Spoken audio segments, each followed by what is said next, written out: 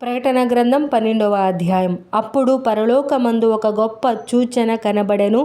అదేదనగా సూర్యుని ధరించుకొనిన ఒక స్త్రీ, ఆమె పాదముల క్రింద చంద్రుడును, శిరస్సు మీద 12 నక్షత్రముల కిరీటమును ఉండెను. ఆమె గర్భిణి అయి ప్రసవ వేదన పడుచు ఆ నొప్పులకు కేకలు వేయుచుండెను.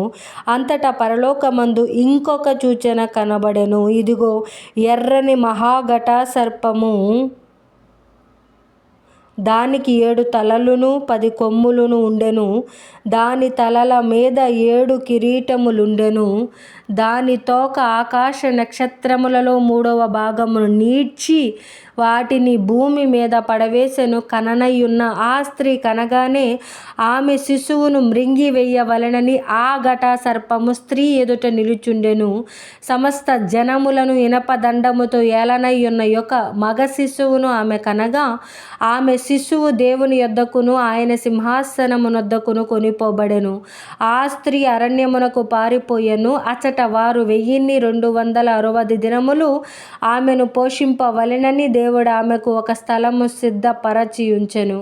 అంతటా పరలోకమందు యుద్ధము జరిగెను. మిఖాయేలు అతని దూతలును ఆ ఘట సర్పముతో యుద్ధము చేయవలెనని ఉండగా, ఆ ఘట సర్పము దాని దూతలును యుద్ధము చేసిరి గాని గెలవలేకపోయిరి గనుక పరలోకమందు వారికిక స్థలము లేకపోయెను. కాగా సర్వలోకమును మోసపుచ్చుచు అపవాది అనియు సాతాననియు పేరుగల ఆది సర్పమైన ఆ మహాఘట సర్పము పడద్రోయబడెను. అది భూమి మీద పడద్రోయబడెను. దాని దూతలు దానితో కూడా పడద్రోయబడిరి. మరియు ఒక గొప్ప స్వరము పరలోకమందు ఇలాగు చెప్పుట వింటిని, రాత్రింబగళ్ళు మన దేవుని ఎదుట మన సహోదరుల మీద నేరము మోపు వాడైన అపవాది పడద్రోయబడి ఉన్నాడు గనుక ఇప్పుడు రక్షణయు శక్తియు రాజ్యమును మన దేవునివాయెను. ఇప్పుడు అధికారము ఆయన క్రీస్తుదాయెను. వారు గొర్రెపిల్ల రక్తమును బట్టియు తామిచ్చిన సాక్ష్యమును బట్టియు వారిని జయించియున్నారు గాని మరణము వరకు తమ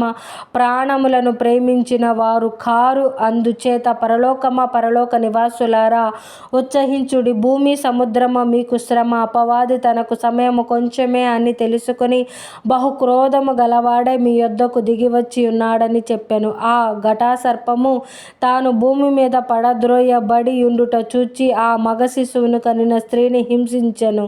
అందువలన ఆమె అరణ్యములో ఉన్న తన చోటికి ఎగురునట్లు గొప్ప పక్షిరాజు రెక్కలు 2 ఆమెకు ఇయ్యబడెను. అచట ఆ సర్పముఖమును చూడకుండా ఆమె ఒక కాలములు అర్ధకాలము పోషింపబడును. కావున ఆ స్త్రీ ప్రవాహమునకు కొట్టుకొని పోవలెనని ఆ సర్పము తన నోటి నుండి నీళ్లు నది ప్రవాహముగా ఆమె వెనక వెళ్ళగ్రక్కెను గాని భూమి ఆ స్త్రీకి సహకారి అయి తన నోరు తెరచి ఆ ఘట సర్పము తన నోట నుండి గ్రక్కిన ప్రవాహమును మృంగివేసెను. అందుచేత ఆ ఘట సర్పము ఆగ్రహము తెచ్చుకొని దేవుని ఆజ్ఞలు గైకొనుచు యేసును గూర్చి సాక్ష్యమిచ్చుచు ఉన్న వారైన ఆమె సంతానములో శేషించిన వారితో యుద్ధము చేయుటకై బయలు వెడలి సముద్ర తీరమున నిలిచెను.